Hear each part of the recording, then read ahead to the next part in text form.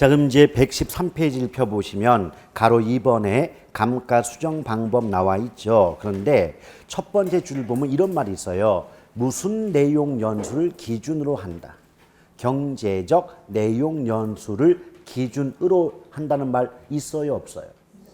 그게요, 별거 아닌 것 같지만 기출문제 답이에요. 그것도 작년인가. 무슨 말이냐면 경제적 내용 연수가 기준이 된다라고 해야 되는데 물리적 내용 연수를 기준으로 한다 해가지고 틀렸던 문제가 있는 겁니다. 근데 내용 연수의 의미가 뭐냐면 한마디로 말씀드릴 때 건물의 수명을 뭐라 그런다? 내용 연수다 그래요.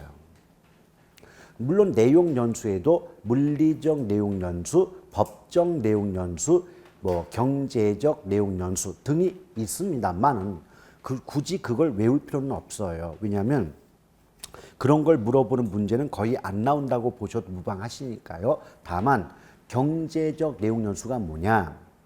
경제자가 붙었잖아요. 그러면 그 건물로부터 수익이 나올 수 있는 기간을 우리 뭐라 그래요? 경제적 내용 연수다. 이렇게 말하고 있는 거죠.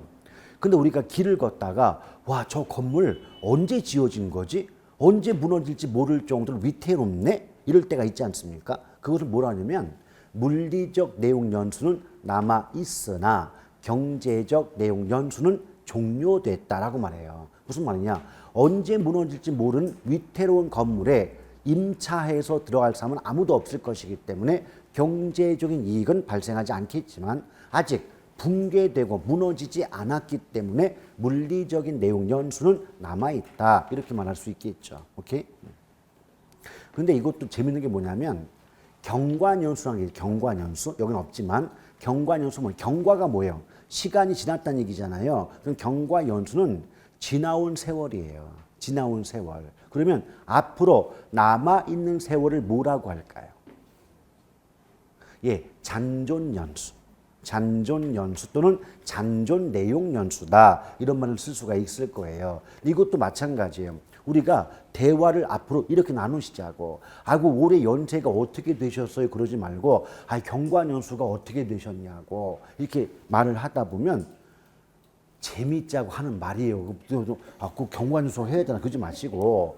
근데 경과연수만 쓰다 보면은 그게 굳이 외우려고 하지 않아도 의미가 통하지 않습니까? 근데 함부로 말할 수 없는 말이 있어요. 그렇죠. 잔존연수가 어떻게 되시냐. 이거 잘못 말했다가는 큰일 납니다. 아시겠죠? 그래서 잔존연수는 남아있는 수명이고 경과연수는 지나온 세월이다. 그런 정도로만 알아두시면 좋겠어요. 그런데 그런 내용 연수를 기준으로 하는 방법이 정액법, 정률법, 그리고 상환기금법 세 가지가 있고요. 그 다음에 뒷장을 잠깐 넘겨보시면 관찰감가법이란 말이 있죠. 그러니까 이렇게 보시면 돼요. 잠깐 칠판을 봐주세요.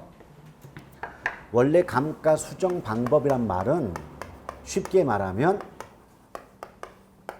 감가액, 그러니까 가치가 깎이는 금액이죠. 감가액이 얼마나 되는가 그 값을 구하는 방법이라고 보시면 돼요.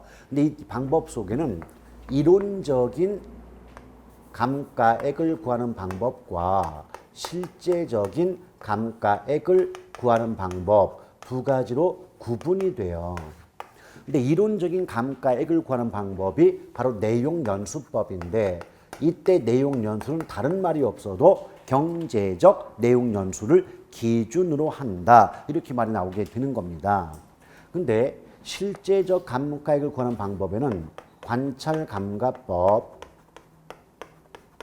분해법 이것 이외에 뭐 임대료 손실 환원법 이런 것들도 나오게 되죠. 그러나 나머지 뭐 시장 추출법이다 임대료 손실 환원법은 종류만 알아도 돼요. 왜냐? 물어보질 않기 때문에. 그래서 싫으시면 종류 외우는 게 귀찮고 싫으시다면 관찰감가법, 분해법까지만 기억해도 상관이 없어요.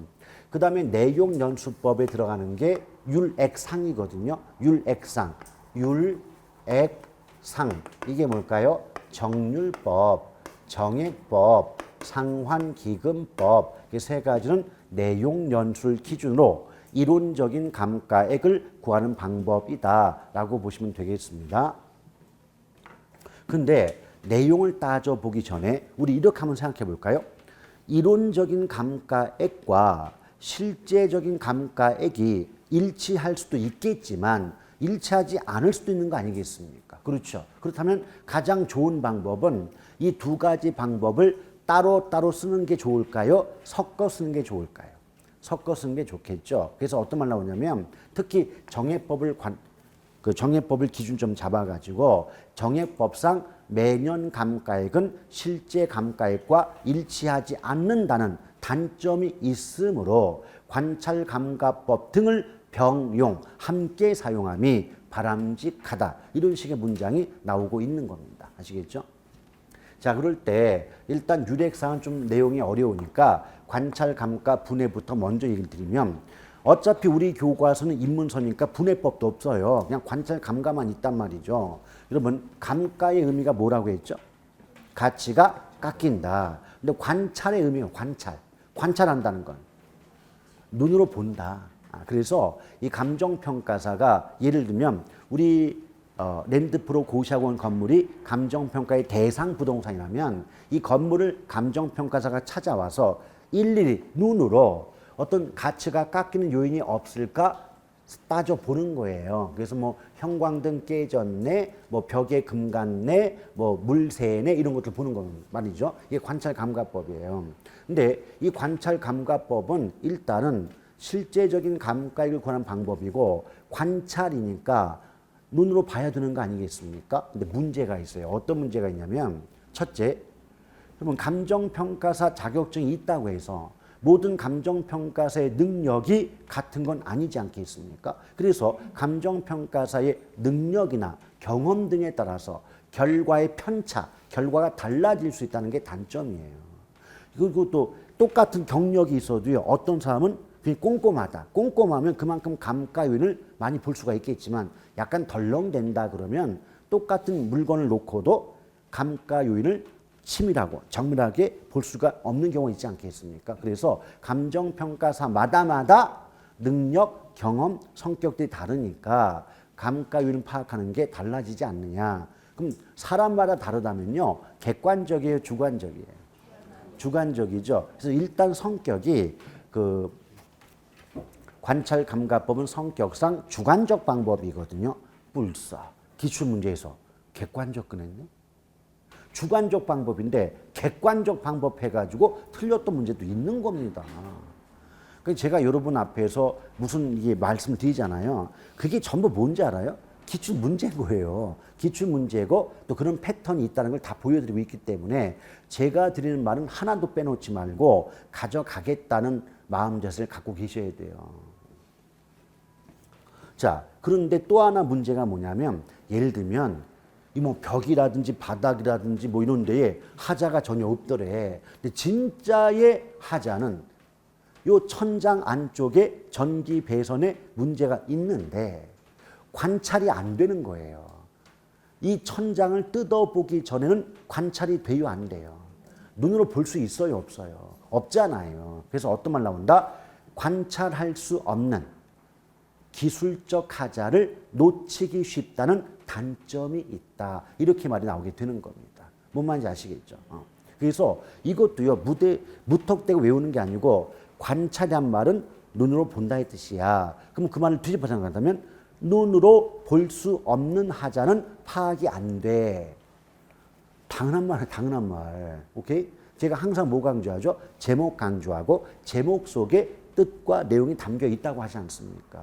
그런 식으로 공부를 하시면요. 정말 동방불패돼요. 왜? 그냥 외운 게 아니거든. 내가 이해가 된 거거든요. 그건 까먹지도 않습니다, 여러분. 그래서 제가 자꾸만 잔소리 같지만 이해를 먼저 해주시고 그 다음에 좀 암기를 해주세요 라고 자꾸 반복하는 거예요. 아시겠죠? 그 다음에 분해법인데요. 또 물어볼게요. 분해한다, 분해가 된다. 이게 무슨 말이에요? 여러 개로 나뉘어진다, 쪼개진다 이런 말 아니겠습니까? 끝났어요. 무슨 말이냐면 우리 좀 전에 감가 요인에는 물리적 감가, 기능적 감가, 경제적 감가가 있다 그랬잖아요. 그 감가 요인별로 나누어서 따로 감가액을 구하는 방법이기 때문에 분해법이라고 합니다. 오케이? 그러니까 감가 요인별로 분해, 나누어서 별도로 감가액을 구하기 때문에 분해법이라고 말하죠. 그럼 어떻게 될까요? 아까 감가 요인에 뭐가 있었죠? 물리적 감가, 기능적 감가, 경제적 감가가 있었죠. 이걸 나누어서 별도로 감가액을 구하니까 결과적으로 물리적 감가액, 기능적 감가액, 경제적 감가액을 따로 구한 뒤에 이것을 합산하시면 그 물건의 전체 감가액이 얼마인지를 알 수가 있게 되는 거 아니겠습니까? 자, 그래서 이제 분해법까지는 가볍게 말씀드렸고, 그 다음에 이거 분해법을 여러분 다른 말로 뭐라고 하는 줄 알아요? 내구성 분해 방식 그래요. 근데 외울 게 없다고. 공통적인 단어가 분해 아닙니까? 그러니까 분해만 들어가면 인수 분해를 제외하고는 전부 분해법이다라고 보시면 되겠습니다. 이게 또 학생들이 달라진 거예요. 예전 같으면 인수 분해를 제외하고 그러면 막 빵 터지고 막 웃어줬거든요. 요새는 뭐래? 인수 분해 왜 집어넣어? 이럽니다. 그래서 되게 민망해요. 자, 그 다음에 이제 정률법, 정액법, 상환기금법인데 이것도 마찬가지예요. 제목을 잘 보시면 제가 편의상 정액법부터 먼저 할게요. 근데 이 정자가 붙었다는 건요. 어떤 값이 일정하다는 뜻이에요. 즉 같은 값을 갖는다. 동일하다의 뜻이라고. 근데 액이 뭐냐면 해마다 가치가 깎이는 금액. 이거 매년 감가액 그러거든요. 해마다 가치가 깎이는 금액이 일정한, 즉 동일한 방식을 뭐라 그런다? 정액법 그래요. 그러면 1차 연도, 첫 번째 연도에 예컨대 100원의 값어치가 깎인다면 해마다 얼마씩의 가치가 깎인다. 100원씩의 가치가 똑같이 깎이는 방법을 우린 정액법이라고 말합니다. 그럼 생각해봐요. 이 정액법을 적용해서 감가액을 구한다면 감가액을 구하는 입장에서는 한 번 100이면 계속 100이니까 계산이 쉽겠어요? 어렵겠어요? 이해가 빠르겠어요? 느리겠어요? 이해가 빠르겠죠. 그래서 어떤 말 나오냐면 정액법상 매년 감가액은 일정하므로 계산이 간편하고 이해가 용이하다는 장점을 갖는다. 이렇게 말이 나올 수 있을 거예요. Understand? 근데 이게 치명적인 단점이 있어요. 얘는요, 실제 감가액과 일치하지 않아요. 여러분, 현실적으로요, 어떤 물건의 값어치가 해마다 똑같은 값어치만큼 깎일 수가 있는 게 아니에요. 그렇잖아요? 어떤 때는 뭐 90원 깎이고 어떤 해는 뭐 80원 깎일 수가 있지 않겠습니까? 그래서 해마다 똑같은 금액씩 깎일 수가 없기 때문에 현실적인 또는 실제적인 감가액과 일치하지 않는다는 단점이 있는 거예요. 오케이? 제가 아까 뭐라 그랬어요? 얘는 실제 감가액과 일치하지 않으니까 실제 감가액을 구하는 관찰감가법 등과 병용 함께 사용함이 바람직하다고 했던 거 기억나요? 안 나요?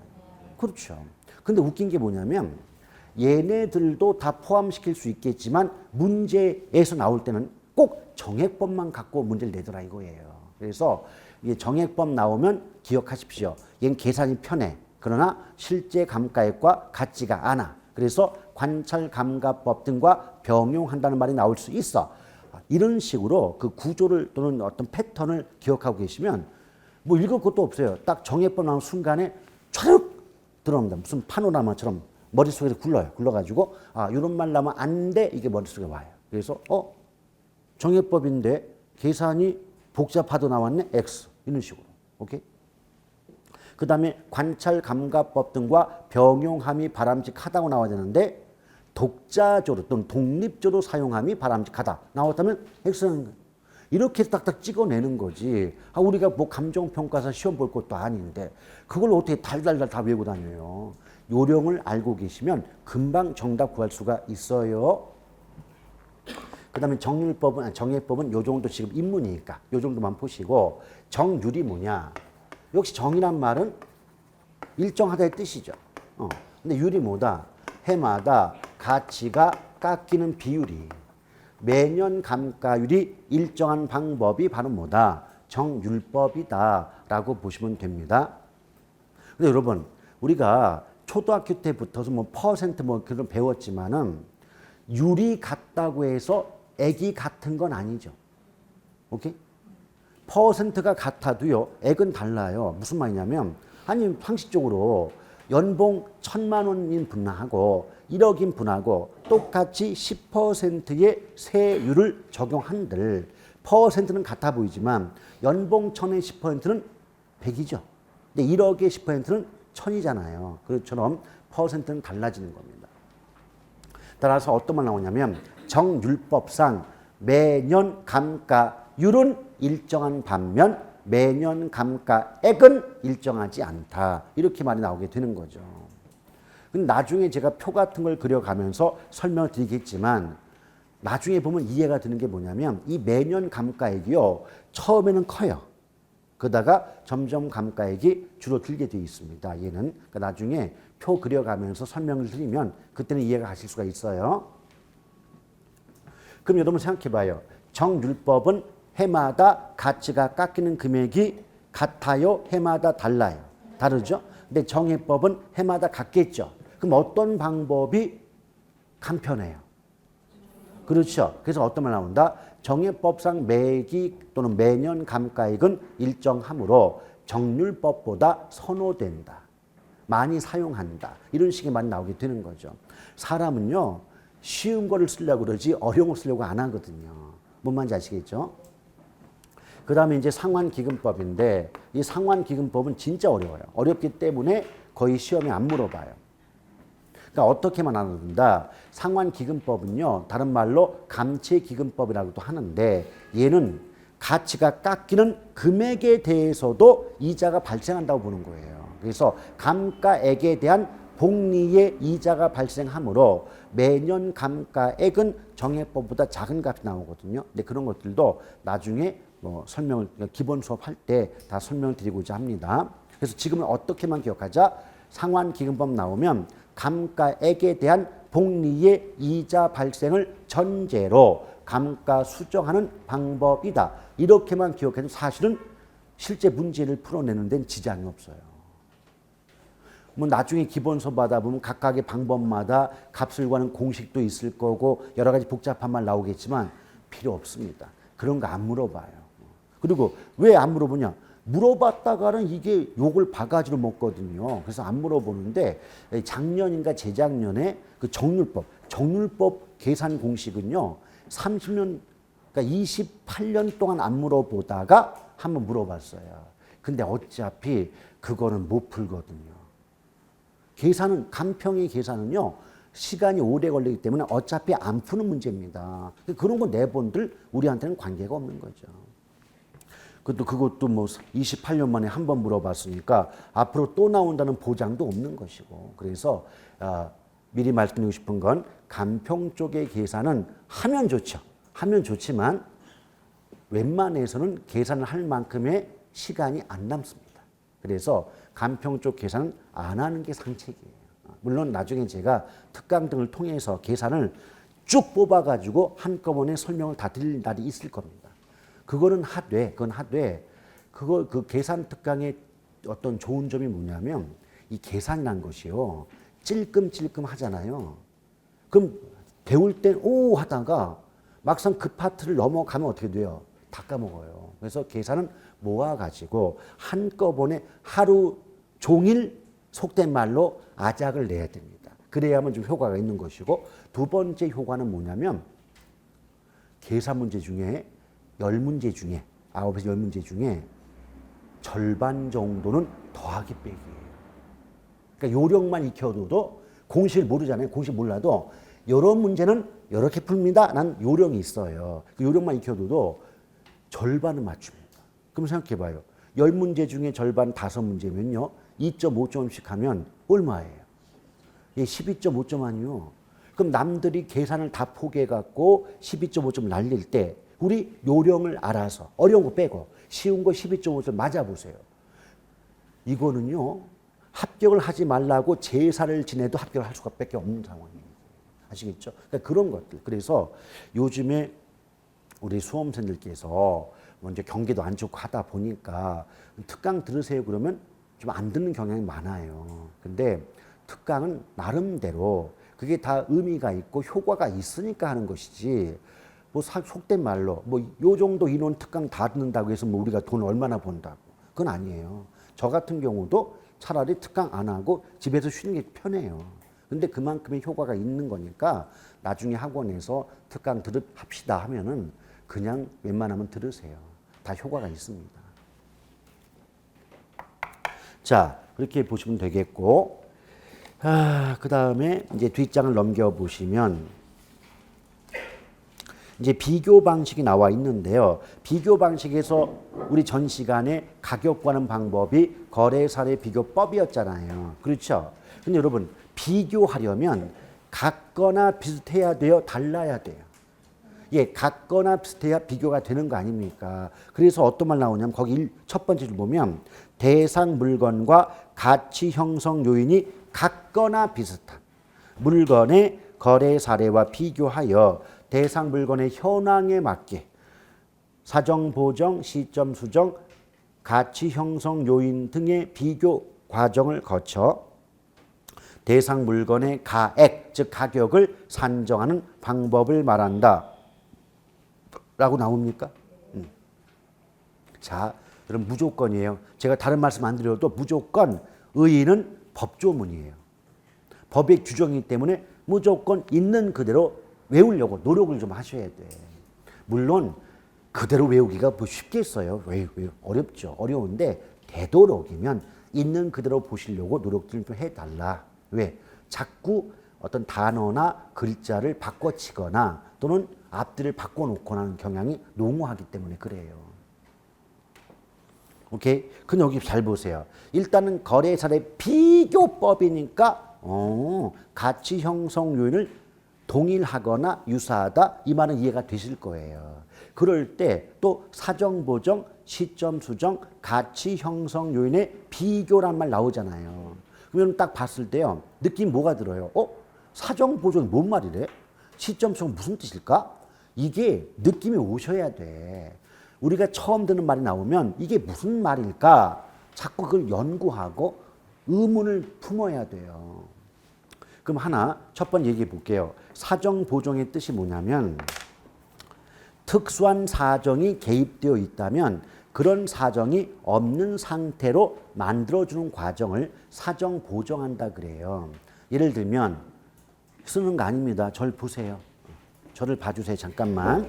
예컨대 곰돌이가 자기 집을 팔았어요. 팔았는데 이게 2억에 팔았대. 근데 문제가 있는 거예요. 원래 이 집은요 5억 받을 수 있는 집이었어요. 근데 급박한 사정. 어떤 사정?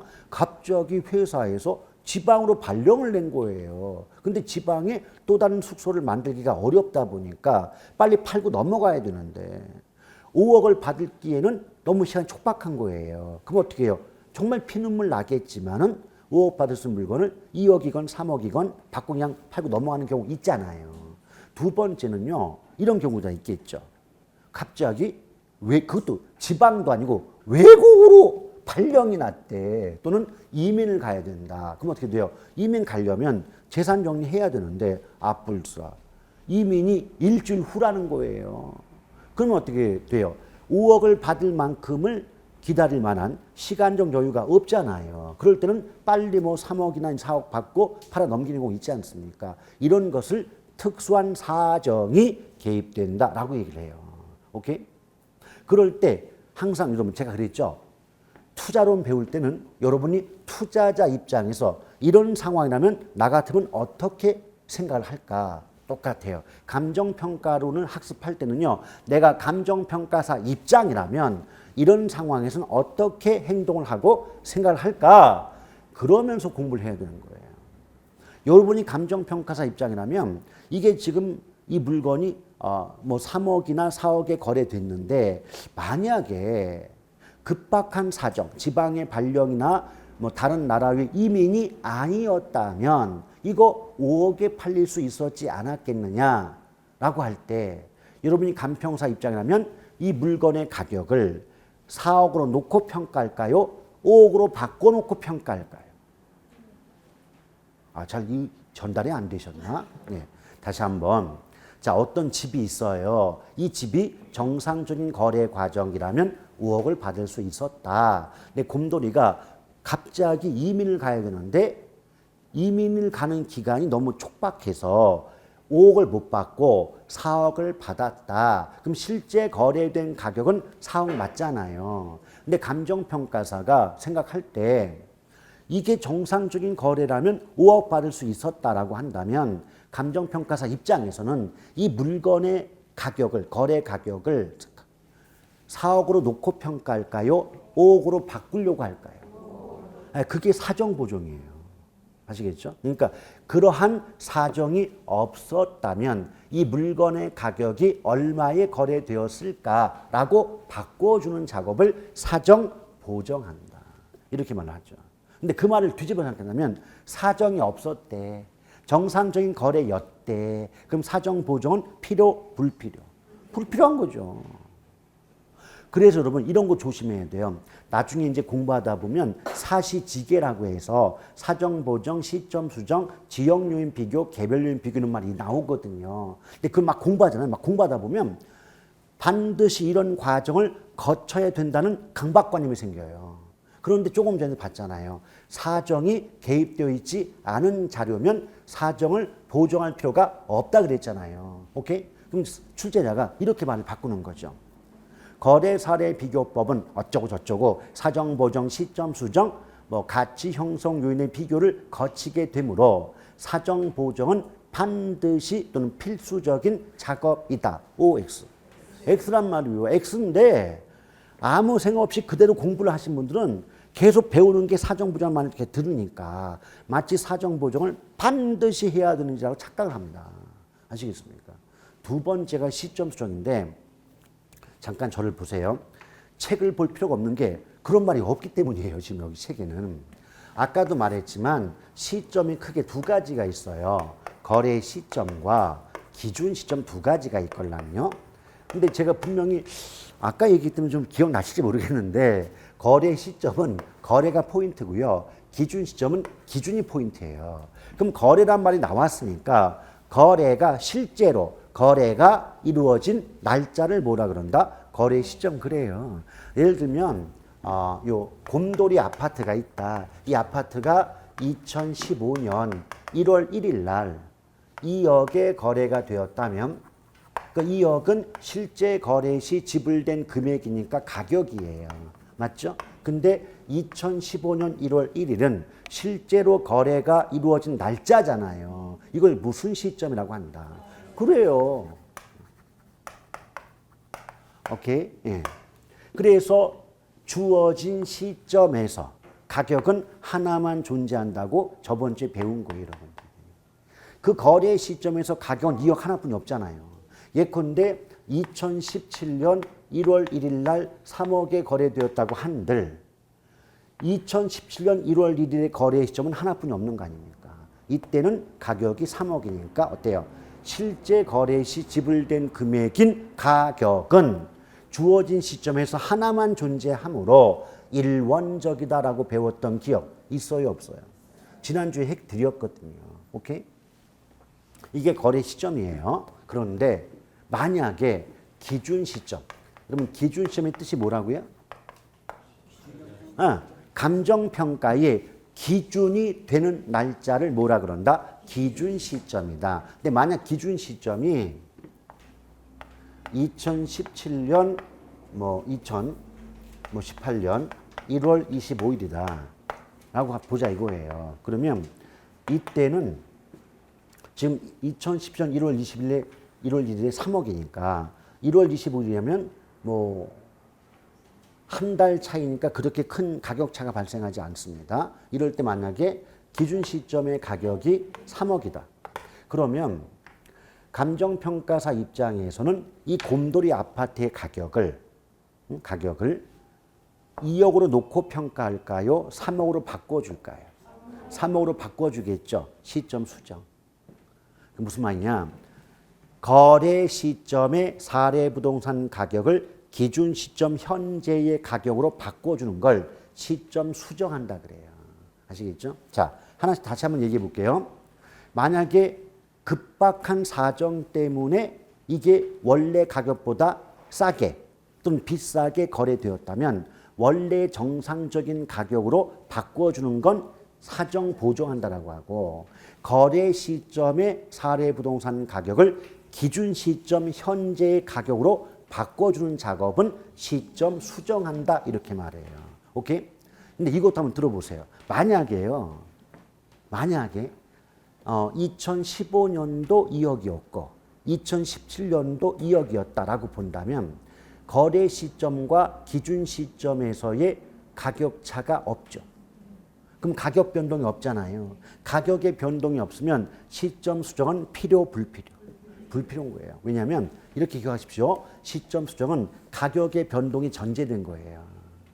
그러니까 가격이 변하면 변동된 가격으로 바꿔준다. 그걸 시점 수정한다라고 하거든요. 근데 거래된 날짜든 감정평가에 기준되는 날짜든 간에 가격의 변동이 없다면 굳이 바꿔줄 이유가 없는 거니까 시점 수정은 불필요하게 되는 겁니다. 아시겠죠? 오케이? 그러니까요. 지금 봐봐요. 제가 뭐 어려운 말 했어요? 그게 아니잖아요. 사정 보정의 뜻이 이렇고 시점 수정 이런 뜻이다. 그런 뜻만 알아도 문장 해석이 가능해지지 않습니까? 아, 그건 불필요하구나. 시점 수정 이럴 땐 불필요하구나. 이럴 땐 필요하구나. 느낌이 오잖아요. 요새는 이렇게 나온다니까요. 아시겠죠? 옛날처럼 예컨대 앞에서 뭐 정률 정해법 있었지만 옛날 문제 풀면 못 풀어요, 여러분. 왜? 깊숙한 내용, 방법의 어떤 이론을 물어보니까 골 아파요. 근데 요새는 어느 정도냐? 아까 했던 것처럼 야, 어떤 게 편하냐? 어떤 때는 뭐 무슨 뭐 관찰 감가를 함께 쓸 수가 있느냐? 뭐 이런 정도 나오지 깊숙하고 복잡한 말이 나오지 않아요, 이제는. 아시겠죠? 예. 그래서 이런 것도 조금만 의미를 알아두신다면 별로 어렵지 않게 문제를 풀어내실 수가 있어요. 그런데 웃긴 게 뭔지 알아요? 그냥 가격 변동이 없다면 시점 수정은 불필요하다 하면 우리가 금방 알아들을 거 아닙니까? 그게 싫은 거야, 출제자는. 그래서 어떻게 말하냐면 시장 상황에 변동이 없는 경우에는 시점 수정은 불필요하다 그래요. 근데 시장 상황의 변동의 가장 대표가 가격 변동이거든요. 그러니까 앞으로 문제 푸실 때 시장 상황의 변동이란 말 나오면 아, 이게 가격 변동 얘기하는구나 써놓고 문제 푸시면 그냥 한 5초, 10초 만에 2.5점 건지십니다. 아시겠죠? 이제 비교 방식은 그 다음에 맨 아래에 잠깐 보세요. 맨 아래에 보시면 공식이라고 해서 비준가액 또는 비준가액 해놓고 사시지계면 나와요. 앞 글자 따봐요. 사사시지계면. 사사시지계면 있습니까? 예. 그럼 맨 앞에 사는 사례부동산 가격이겠죠. 두 번째 사가 사정보정치. 그 다음 뭐예요? 예, 시점 수정치, 지역률 비교치, 개별률 비교치, 뭐 면적 비교치에서 사사시지계면인데 한 가지 유념하실 게 있어요. 이거는 공식이니까 공식을 이제 외울 때는 사사시지계면이지만 만약에 주어진 변수 조건 중에 면적이 안 나왔대. 그 면적이 안 나왔으면 면적 비교치를 구할 수 있나요? 없겠죠. 그럼 안 구하면 되는 거라. 거래 시점과 기준 시점의 가격 차가 안 나오면 시점 수정 못 하잖아요. 그럼 그럴 때는 시점 수정치 안 구하면 되는 거예요. 무슨 말씀이냐면 공식 자체는 사사시지계면이지만 그 값을 구하는 조건이 안 나오면 안 구하면 되는 겁니다. 아시겠죠? 오케이? 면적이 없는데 면적 비교치를 어떻게 구합니까? 그리고 뭐 어떤 원래 정상적인 거래보다 뭐 10% 고가로 거래되었다, 저가로 거래되었다 이런 말이 없는데 사정 보정치를 어떻게 구하겠습니까? 무슨 말인지 아시겠죠? 예. 그리고요 또 하나 이게 공식의 순서는 사사시지계면이지만 곱하기죠. 아 곱하기는 가운데서부터 곱하든 처음부터 곱하든 마지막에서부터 곱하든 곱하기는 똑같잖아. 그러니까 무조건 사사시지계면 해가지고 공식대로 곱하지 말고 그 문제에서 주어진 순서대로 곱하시면 돼요. 뭔 말인지 아시겠죠? 곱하기는 어디서부터 곱하든 값이 똑같이 나옵니다. 이해 가시겠어요? 나중에 이제 계산 몰아서 한번 풀어볼 때 있는데 의외로 간단하거든요. 저 뭐죠? 막말로 요번에 뭐 30회 때가 시험이 어려웠다고 하는데 저 계산 문제 다 맞췄거든요. 무슨 말이냐면 그 백선택하는 게 있거든요. 거기서 이런 패턴 나온다고 했던 게 그 패턴. 그러니까 숫자는 똑같이 나올 수가 없죠. 숫자는 어떻게 바꾸고 못해. 근데 패턴은 똑같이 나와요. 왜냐하면 계속 그 문제를 연구하다 보면 어떤 형태로 나온다는 게 보여요. 보이다 보니까 뭐 값을 똑같이 맞출 수는 없어도 그거 똑같이 맞춘다는 건 유출이야 그거는. 그렇죠? 그런데 그 어떤 형태 나온다는 건 맞춰요. 그래서 그거 이게 계산에 자신 있는 분들은 계산 문제까지도 다 이제 쉽게 맞추게 되는 거고. 그래서 그 분석을 해 보니까 학과 법은 어떤 차이가 있을까요? 법은 법대로만 나오기 때문에 수업 시간에 배운 대로 나오는 거예요. 오케이? 그래서 적중률이 높다 이렇게 하는 거예요. 근데 사실은 법대로 나오니까 나오는 거지. 그게 법 아닌 다른 말로 나오면 적중률이 높을 수가 없는 거죠. 근데 개론은 어떻게 돼요? 제가 계속 말씀드리지만 출제하는 사람에 따라서 어떤 지문이나 문장 표현이 다 바뀌잖아요. 그래서 그대로 맞추는 게 쉽지가 않아요. 맞추기 쉽지 않은데 근데 저는 분석을 해보니까 어떻게 돼요? 이번 시험도 지문 자체가 똑같이 나온 지문도 많아요. 문장 자체가. 그래서 그 내용을 정말 정확히 학습만 하셨다면 좋은 결과를 얻을 수 있었을 건데 안타까운 거예요. 뭐냐면 똑같이 공부를 했어도 안다 느낌 때문에 약간 등한시하다 보면 그게 까먹잖아요. 내용을. 그러다 보니까 좀 결과가 안 좋을 수도 있었던 거죠. 좀 그게 항상 마음에 걸려요. 우리 수험생들께서 전부 다 합격했으면 얼마나 좋을까요? 저는 항상 그게 제 어떤 소원이거든요. 근데 여러분들도 마찬가지예요. 믿고 그걸 따라와 주시고 열심히 반복해 주신다면 분명히 좋은 점수 얻을 수가 있을 거라고 저는 확신을 해요.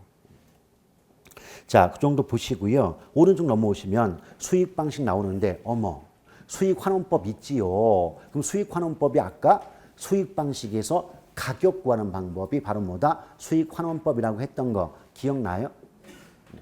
그래서 거기 의의를 읽어보니까 대상 물건이 장래 산출할 것으로 기대되는 또는 예상되는 순수익이나 미래의 현금 흐름을 환원하거나 할인하여 대상 물건의 가액, 즉 가격을 산정하는, 구하는 방법을 말한다 라고 쓰여져 있지요.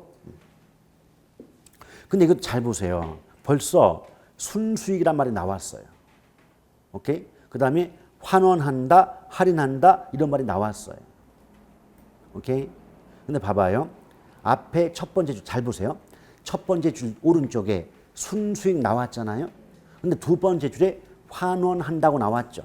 그러니까 수익 환원법. 앞에 수익 나왔고 두 번째 줄에 환원자 나왔지 않냐고. 그래서 방법 명칭이 수익 환원법. 아시겠어요?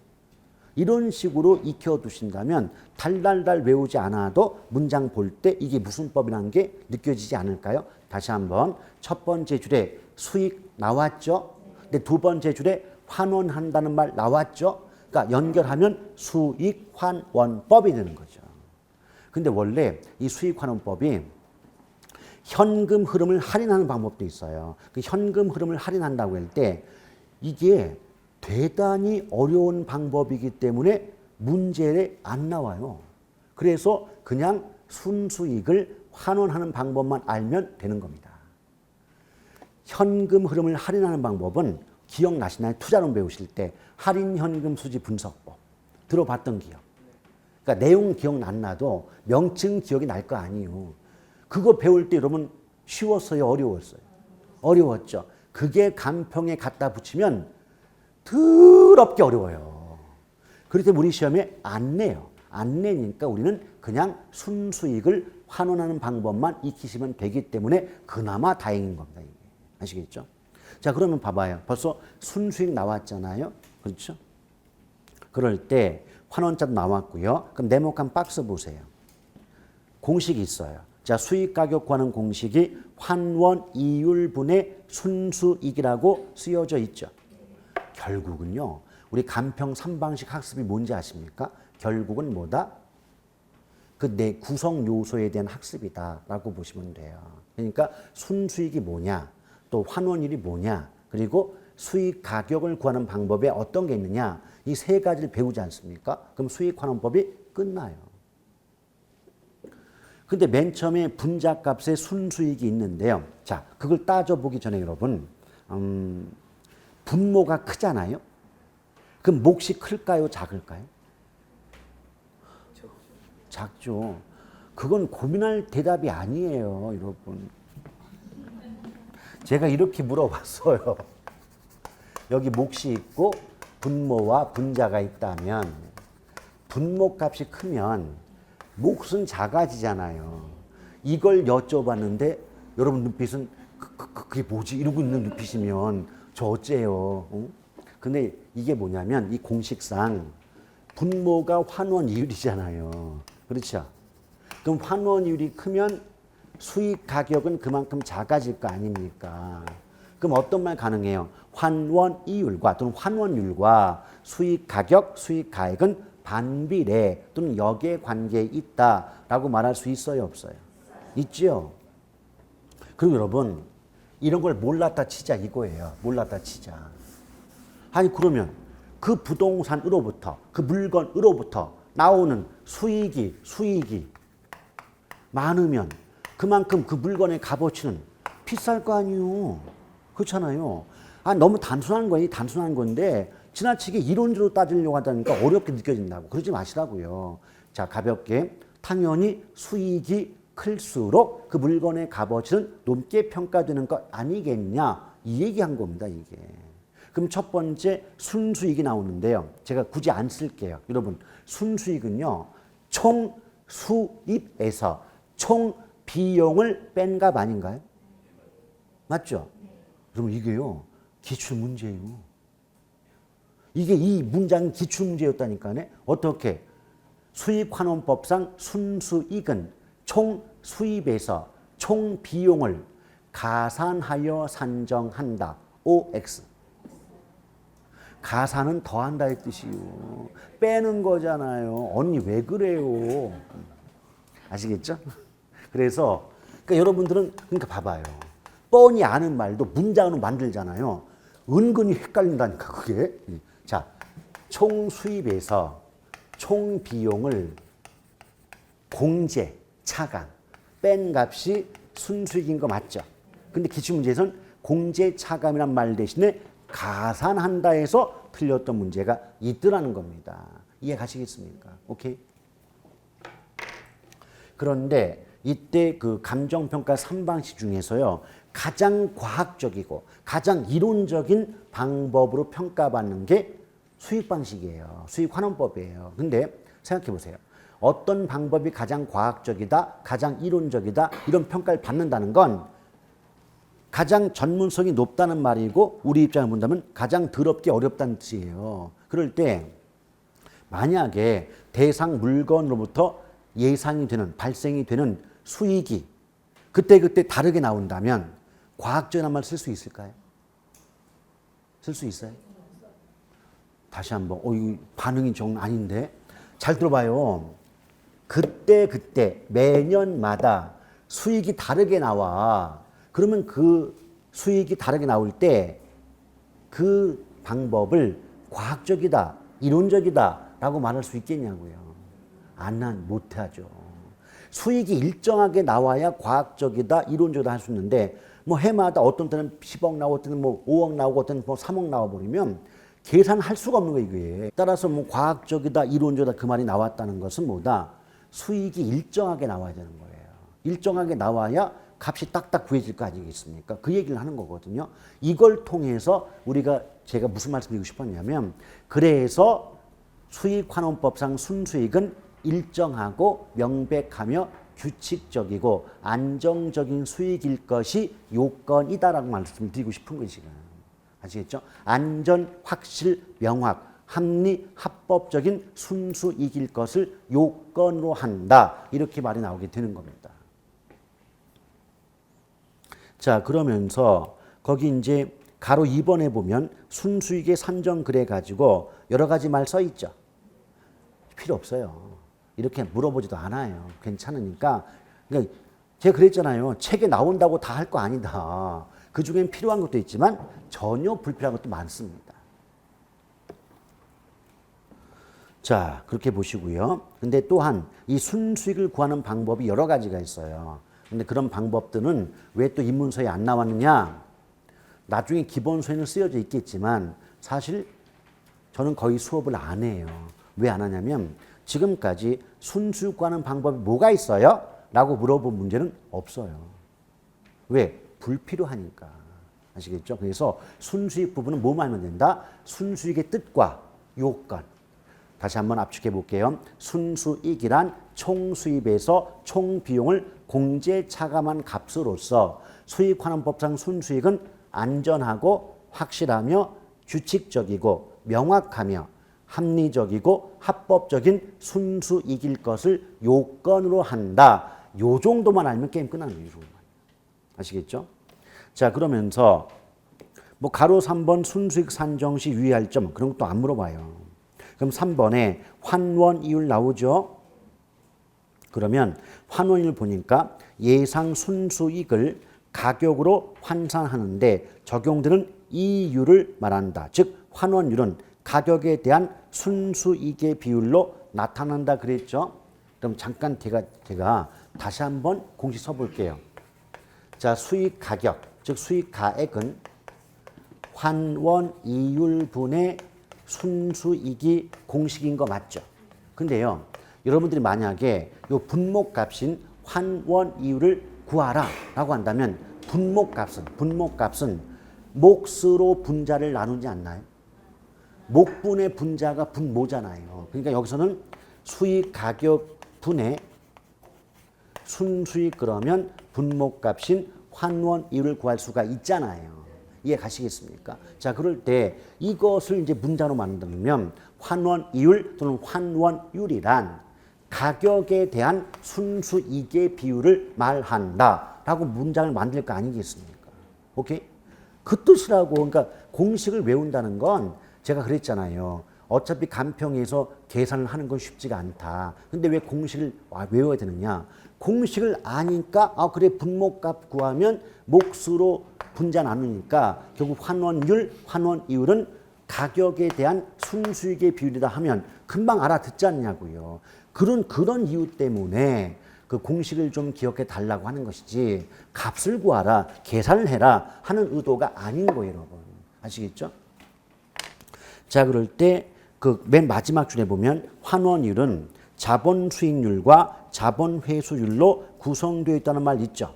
요것이 무슨 뜻인가 하는 것은 또 잠깐 쉬었다가 말씀드리도록 하겠습니다.